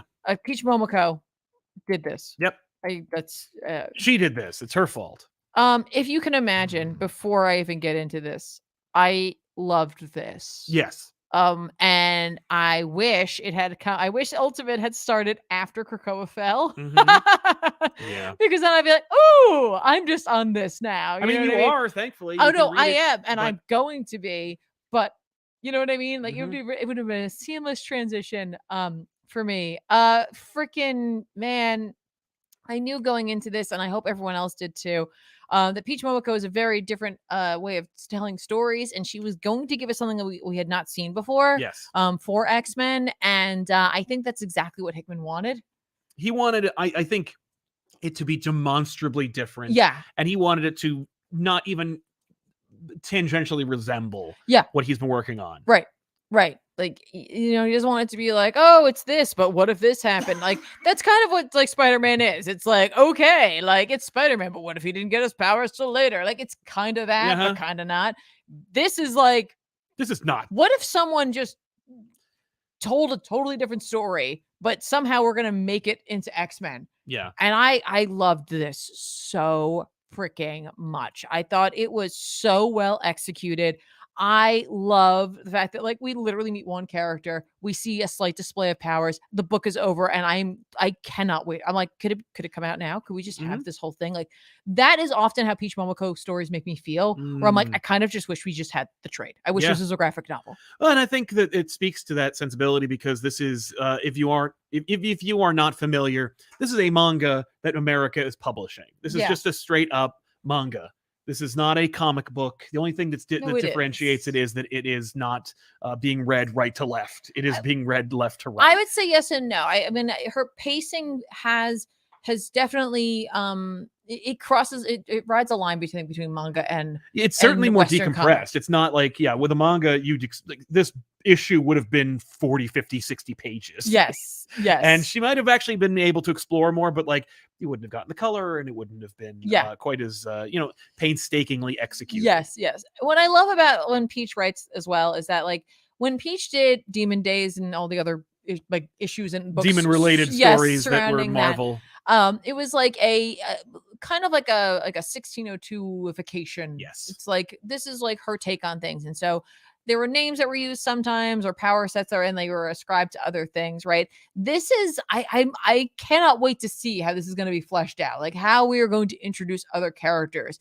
Are there going to be mainstays? I don't know, because I think she is, but well, otherwise... no, for sure. But I mean, like, will there be a Professor X or not? I feel like no. I doubt it. And that's okay. Yeah. Like, I'm not here to see the same thing you've seen. Exactly. Like, when it comes to Peach Momoko, and I'm so glad that out of the gate they told us that it wasn't going to be anything you've ever seen before, because I think that helps a lot of people make like an informed decision about whether or not they want to pick this book up or not. Yeah. But yeah, Hisako Ichiki's story so far, I love it. I love it. And I honestly, I don't know about any of you. Like, Peach has drawn some like gorgeous artwork. She's drawn some things that I'm like, ooh, that's spooky or whatever. I wasn't expecting some of the like more horror elements like an Ito book that we got in here. Yeah. Like, yeah, the Ito, I feel like the Ito influence is there. And I was like, did like, I don't know. It's like she channeled it. It's like she like was like, "What do you want to see, Tiffany?" And I'm like, "Oh, okay, hang on." Yeah, and you made a list, and she executed it. And then has completely executed it. I thought this was so brilliant and just such a like welcomed element departure and like entry into Ultimate. Yeah. I mean, you're in a completely different region from what you're familiar with, because Ultimates and Ultimate Spider-Man and stuff like that, Ultimate Black Panther, none of this takes place in Japan. Right. So you have no idea what the Ultimate Japan looks like. They even mentioned like that, because of the maker, it's not really Japan. It's like, right. What is and was Japan, but is now this new world order. Right. But like for all intents and purposes, like Ultimate Spider-Man takes place in New York, even though New York isn't technically in the United States of America anymore. It's just whatever. But yeah, no, this is there. I love the speculation. People are like, "Oh, is Shadow King in this?" I'm like, no. It could be though, right? Because that's the thing. Like with Peach, it could be that she like latched onto something, or she's going to take elements from that and make it like. This is going to be like very. You can call that the Shadow King, but it's not going to be. But take the name, and that's literally different. Everything else, like, she really does like rolling things into like Japanese lore. So we'll see. We'll see what that's going to end up being. Absolutely. What I do love about this in particular is that what she does manage to do, even if you're not getting like, and here's like a Japanese version of Cyclops and a Japanese, you know what I mean? Right. Like, I'm so glad if you want that, you could actually just watch that X-Men anime they made. Right. But what she does manage to do is capture the feeling of a young mutant pre-powers, that ridicule, that like, you know what I mean? Like that isolation. Like there's something different about you. Right. Like we immediately like find out that, she's had depression, right? And that like she hasn't really been attending school. And like the students are not, they don't hide how they feel about it. Yes. The mockery, the like, oh, be careful. Like you don't want her gloominess to like rub off on you. And her home life isn't all peaches and cream, no references there. But but like I appreciate that, because I think that immediately makes you comfortable with how mutants are often treated, right? Like you immediately and grounds it into like a real thing, a relatable thing. Many people, I'm sure, who would gravitate towards an X-Men book probably feel on the fringe, or feel isolated, or feel outcast, or ridiculed by their peers. Right. And this is I mean it's but a like, manga. But like this is like a world in which like it's more like our own up until this point, where it's like there are no heroes, there are no superpowers, there aren't seemingly you're on your own. There aren't like X-Men of any sort, right? Yeah. So kids will be kids, and kids can't help but point out They don't know. They don't know not to be well, cruel, yeah. or they are cruel, and there's no protection from them. Right, but that's what I think is so brilliant about what she's done here, because it's like, instead of it being a story about mutants in a world that hates mutants, it's a story about like just the cruelty of like children. Yes. When someone is maybe a little different.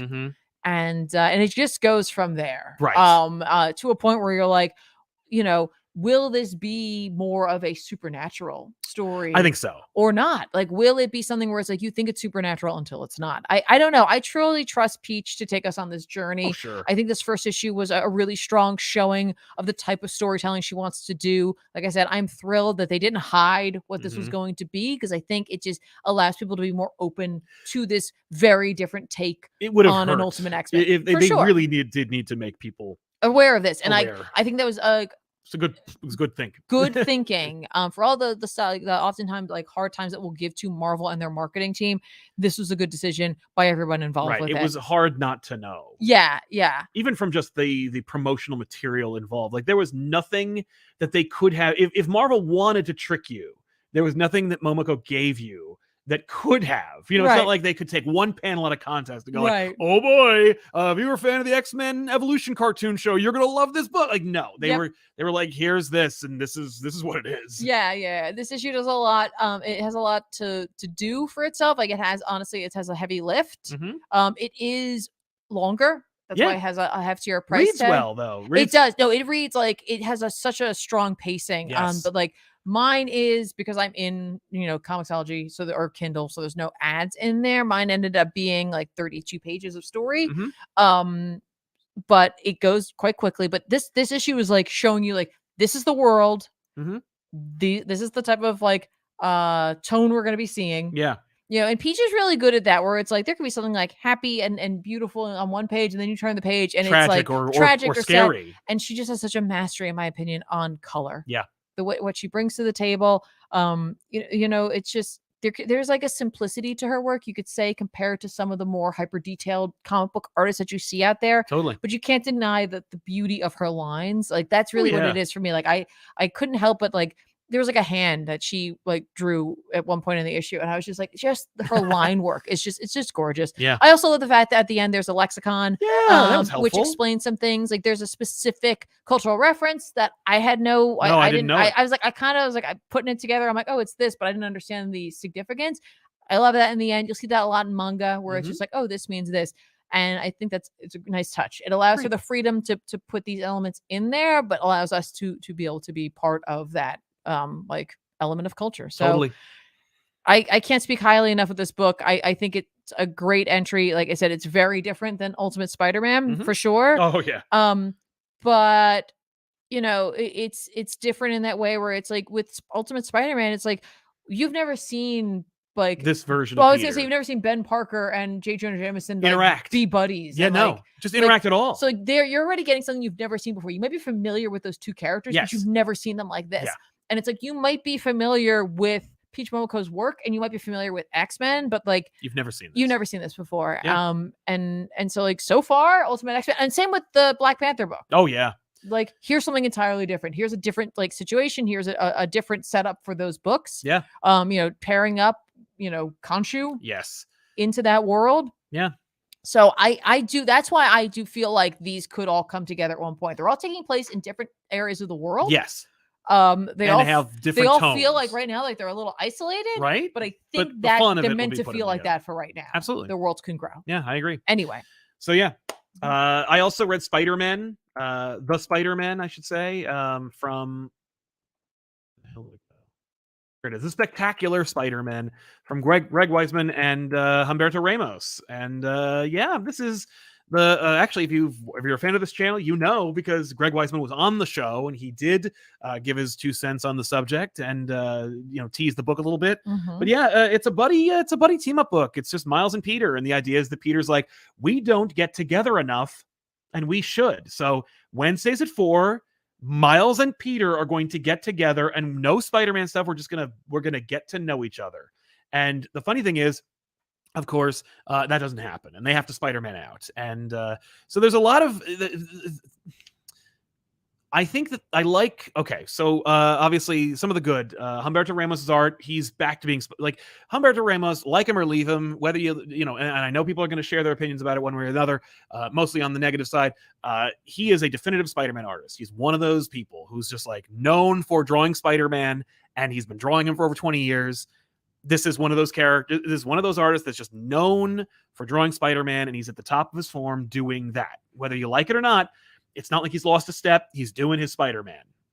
That's, you know, and that's a smart move for them. And he has like a different physicality for both Miles and Peter, and differentiates them really well. And, you know, it's very stylized. So I understand if people don't really care for it, but like, that's comics. So that's really great. Another thing about it is tone and character. I remember Greg teasing the idea that, like, because Peter is hanging out with a teenager and it reminds him of when he was a teenager and he doesn't get to be young or get to really cut loose, this gives him permission to be the less mature one in the pairing. I understand that impulse and the approach. I don't know if I love it, because I'm unfortunately being like, I am on the side of the audience that's watching Peter get dragged nonstop throughout his entire runs. So watching Peter be like more of a man-child is not exactly on my list of things I want to see. That said, thankfully, I think that was more hyperbolic in the interview than it is executed in this book. Although Miles does like keep calling him a child and keep saying that he's like immature. Again, it's mostly superficial. Right. But the character, understanding those characters and seeing them pitted against each other, or at the very least pitted next to each other, is really refreshing and fun. Mm-hmm. One of the things that I will ding it for is that you could feel Greg Weisman's enthusiasm so much that there's a lot going on in the first issue towards the middle to end of this issue. There's a lot of jumping around, and unfortunately the jumping around does not converge at the end of the first issue, so you're going to be kind of like left holding the bag when you get to the second issue to remember all of the jumping around, all the different settings and characters that were introduced. Okay. So, you know, for the first third of the book, you are introduced to Miles and Peter and their adversary, who is maybe the Jackal, maybe a clone of the Jackal. It's really hard to tell, but I also appreciate that, like, there's moments where I went, that's wrong. Like, you are wrong about that. And then it turns out, like, no, that's from Miles's perspective, and Peter elucidates that. And it's like, oh, okay, no, like, yeah, this is a different Warren who taught in high school. Professor Miles Warren taught in college. Thank you for remembering that. Like, yeah, that's cool. But they also got to do a little joke, because Miles Warren exists and they have to refer to him as Miles. Same first name as Miles Morales. Mm-hmm. So Miles thinks that Peter's talking to him. You know, there's some fun little moments like that where it's like, they haven't had a chance to do that. I'm glad you did. Right. But again, it's just like, you get a lot of fun high flying superheroics while also juxtaposing that with the actual, like, boots on the ground, regular people interactions. Is a cute bit where Peter tries to become a regular at this coffee shop that is on campus, the old campus that he went to, Midtown or Empire State University, which he wants Miles to go to. Mm-hmm. He runs into Shashan, who's a character that I know that Greg Weisman really enjoyed and really wanted to involve in the Spectacular Spider-Man cartoon show he was involved with. So it's nice to see her involved in this as well, because she's not really used, as is anyone from Peter's supporting cast over the last 35 years. So it's like, oh, cool, way to use that character. So there's, but he does a nice job of balancing both worlds, because Miles, you know, at this point has a very firmly established continuity and supporting cast and characters, and so it's harder than ever now to just go, oh, and Miles and Peter are going to team up, and we're going to focus all on the Peter stuff that everyone knows and just forget about the Miles stuff. Right. That is not necessarily on display here. So I'm like, that's cool. I mean, if you have to choose between Amazing Spider-Man and Spectacular Spider-Man, there's no choice at all. This is the better book in terms of, you know, structure and character and art and fun. Like, this is a fun, refreshing book that's also in main continuity, even though it probably ignores every other book that's happening in main continuity. But towards the latter half of the book, we are bouncing around a little too much. We are focusing on characters that don't have any bearing on the plot at hand. And I understand, I'm sure it'll all factor in. Very much reminds me of Nonstop Spider-Man from Bocciolo. That book, I think it was Joe Kelly who wrote that. But in any case, it was like the Nonstop Spider-Man book was one of those things where it's like, that'd be a great read in trade. Yeah. and just Additionally, wasn't month to month. It was an easy book to draw. don't forget, he's very much used to telling stories, like in a show, an episodic Yeah. sort of style. Yeah. Often ranging over multiple episodes. So I he does tend to bounce. Right. Well, and you read his book, Gargoyles, so Yeah. you may have noticed some similarities in what we're talking about Yep. here.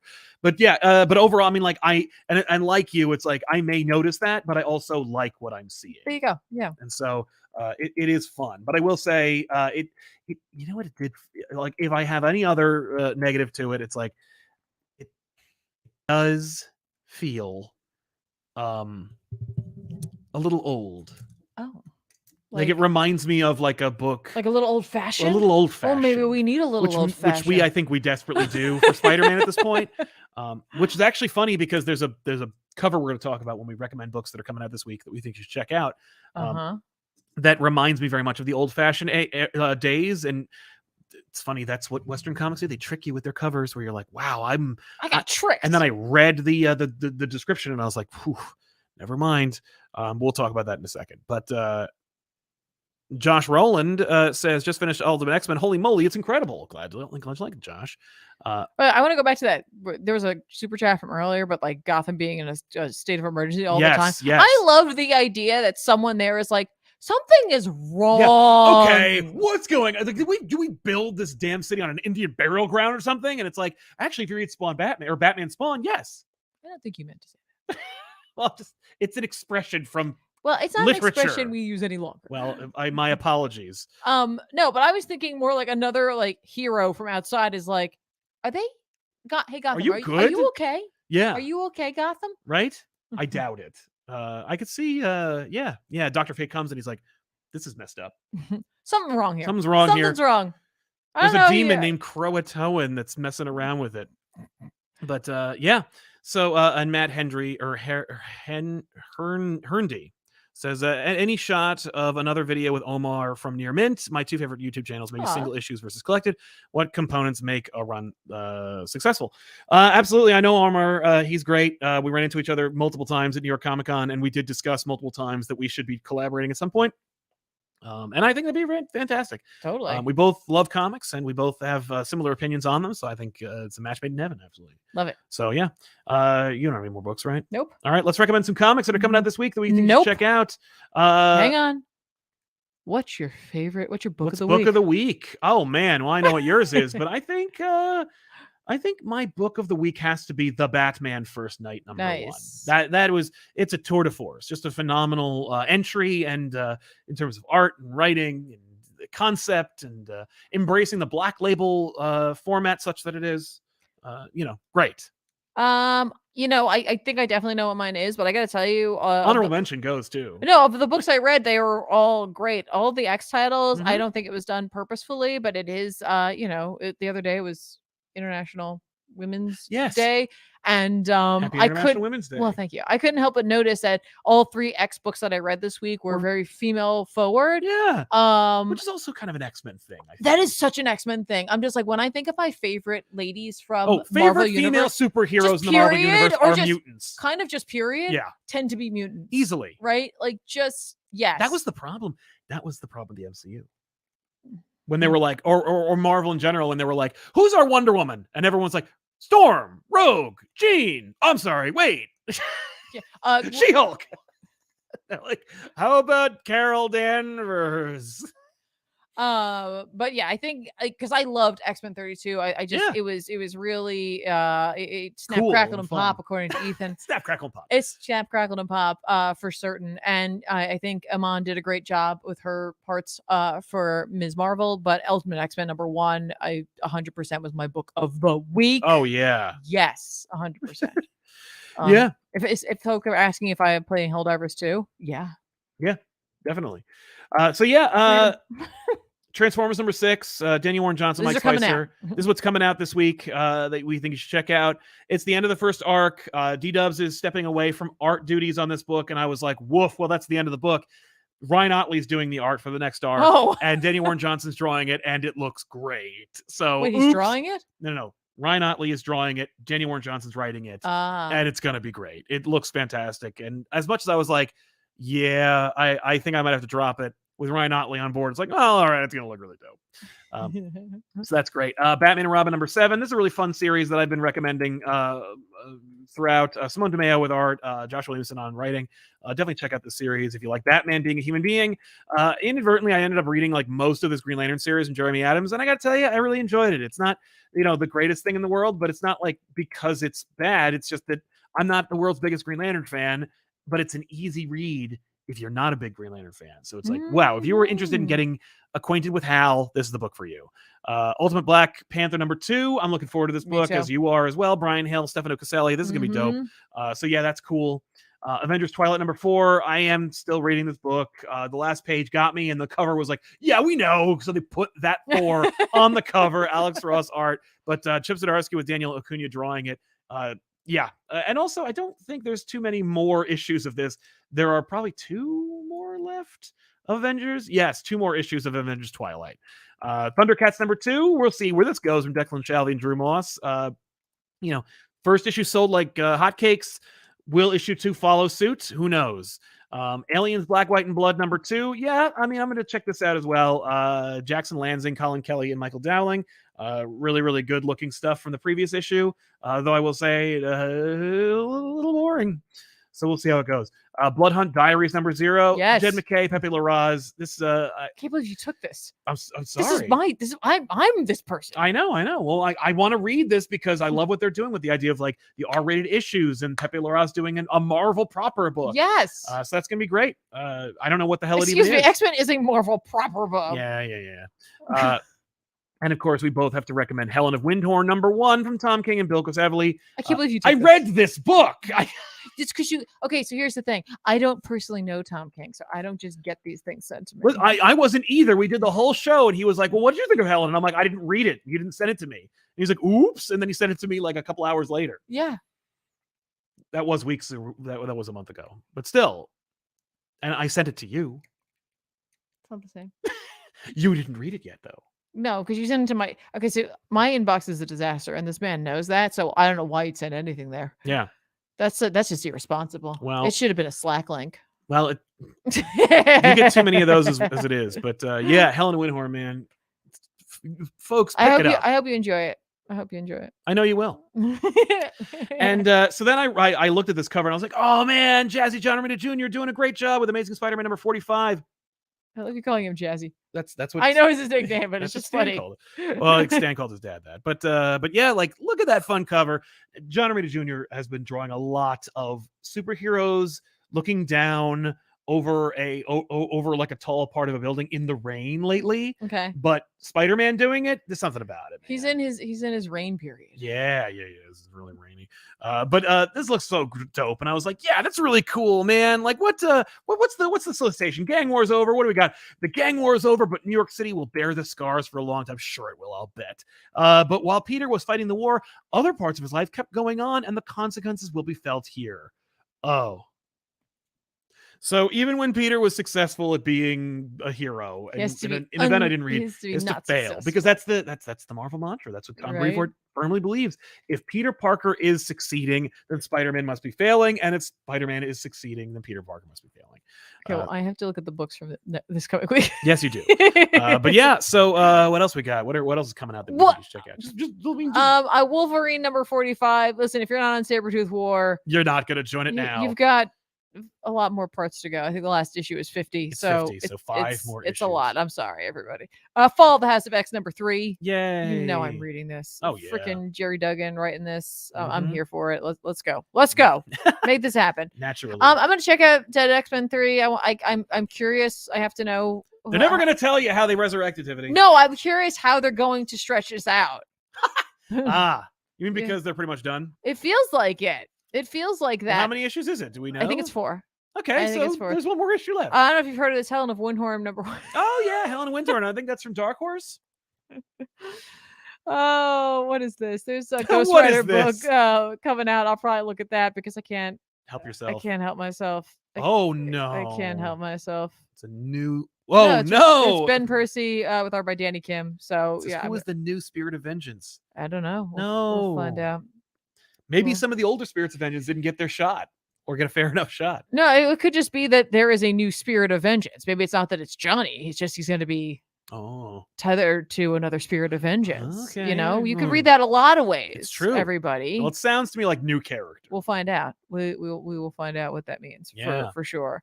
I don't know what else is coming out. Are you going to read Sinister Sons #2? No, we're good. We're done with Sinister Sons. That part of my life is over. But what about Batman Dylan Dog? Yeah, I feel like it would be disingenuous for me to read Batman Dylan Dog since I don't care about but the Italian Edera's on it. I know, but it's it's the Italian comic book sensation and Brandon Routh movie vehicle that failed Dylan Dog. Hang on.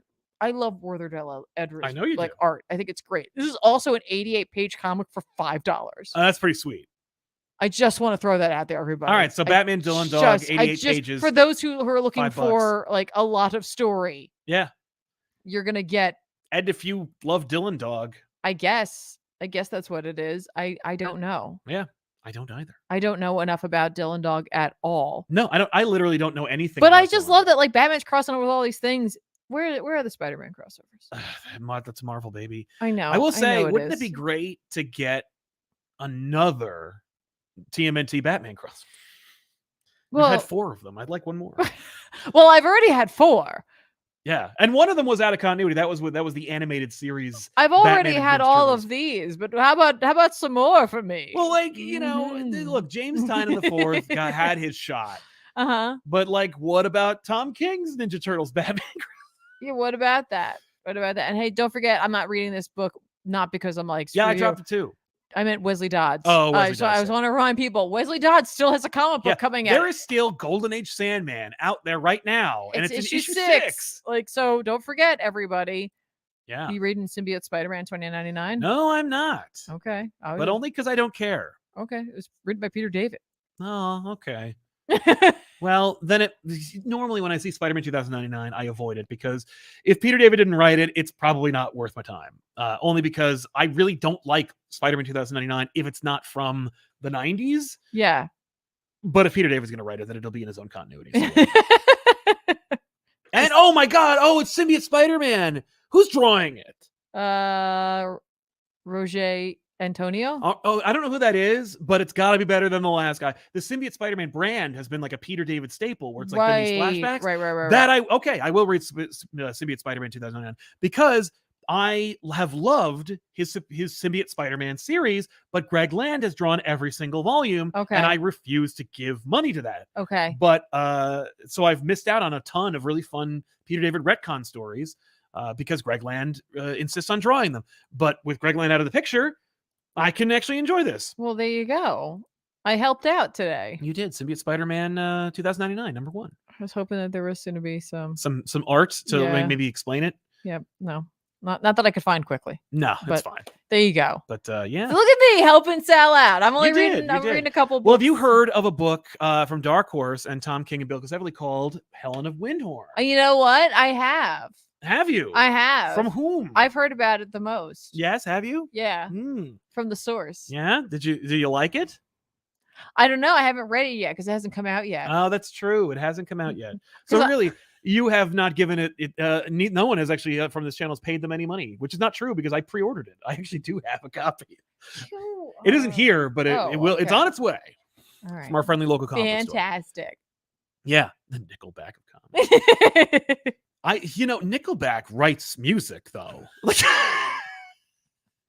Like Nickelback, it is a little catchy, you know. Is it? Yeah, it's more catchy than that. Anyway, we want to thank you so much for supporting us and for being here. We really, really appreciate all the super chatters for sponsoring today's show and keeping the riffraff out of this channel. But of course, we wouldn't be able to do this without you. So thank you for our live viewers for making the show a fun live experience every single Monday. And of course, thank you so much for listening to us. If you are catching us on Spotify or Apple Podcasts or wherever, give us a 5-star rating. It would help us out in some way. But of course, this isn't the only thing we do. We also have multiple shows. Tomorrow, All Stars with Josh Williamson will be dropping for the 12th episode. It was going to be the 11th episode, but it turned out to be 12. It doesn't matter. The point is, we've been doing the show for a year. It's It's really fun. It's amazing. We love doing it. We'd love to do a big special live episode at some point in the near future. We did a little preview of it by having Josh on our amalgam episode of Elseworlds Exchange, and the world didn't end, so he got to experience like being live, and everything worked out. So maybe we can do that again. I know it's been his idea to do a live show anyway. Little hack move you did. What are you gonna say? You should do an episode with him in San Diego. Oh, that's a fantastic idea. I think that's a good idea. We need dedicated internet at some point, but I love that. Yeah, San Diego. Well, we are going to be in San Diego. Maybe we could do a live episode of our show here. But of course, so that's coming out on this channel. And of course, Elseworlds Exchange will be dropping, and over on youtube.com/ComicPop, we'll have our latest episode of Back Issues, which is a big one. It's actually a trifecta, 3 different books for the price of one. You're gonna love it. Still exactly as long as Predator versus Wolverine. Wow. I don't know why. It was a minute. It was an hour 8. Wow. But of course, you could always watch that right now on patreon.com/ComicPop. So if you want to help us out, you can always go there and watch it early. But also, Tiffany streams on youtube.com at ComicPop Plays or on twitch.tv/ComicPop. It's a simul stream, so you can catch her playing Helldivers 2 right now. That'll be happening Tuesdays and Wednesdays. Yeah, I'll be there tomorrow. Yeah. I'll see you there. Yeah, we'll see you there. But of course, those streams and many other streams are available for posterity on youtube.com at ComicPop Plays. All links to everything we're talking about are in the description below this video. That's right. But the other thing I should point out is that there's some weird stuff going on with YouTube. I don't know what it is, but I think that like something is broken. So I will remind folks, if you are not getting these updates, if you caught the show after the fact, and you're like, man, I didn't see that you guys were live, check your notification settings and see if you are subscribed, see if you do get notifications, see what kind of notifications you are getting. And if you are getting them like intermittently, you may want to refresh that. It will help you just to know when we're going live, because I've noticed that like I'm not getting the updates. A lot of people aren't getting the updates. So, make sure to hang out. I'm glad you did. But yeah, it's weird. You are a super fan though. But I'm not. yeah, I don't know what that is. It's weird. So make sure to follow us and subscribe, and it really helps out. So thanks a lot for being here. Thanks a lot for watching, and we'll see you guys next time with another episode. I'm Sal. Hey, did you hear Helen of Windhorn is coming out?